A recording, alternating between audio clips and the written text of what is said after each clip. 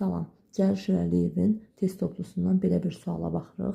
Deməli, bir Qana ərazisində Volta su anbarıdır. Volta çayı üzərində Nil çayı üzərində Assuan və yaxud da ki, Nasir su anbarı da adlandırılır. Misir və Sudanın ərazisinə düşür. Həmçinin Nil çayı üzərində burada Kenya, Uganda, bir də ki, Tanzaniya ərazisində Viktoria su anbarı yerləşir. Mozambikdə Zambezi çayı üzərində yerləşən su anbarıdır ki, bu da Cabora Bassa adlandırılır. Kariba su anbarı isə Zimbabve ilə Zambiya dövlətləri üzərində, dövlətlərinin ərazisinə düşür. Bu da Zambezi çayı üzərində olan su anbarıdır.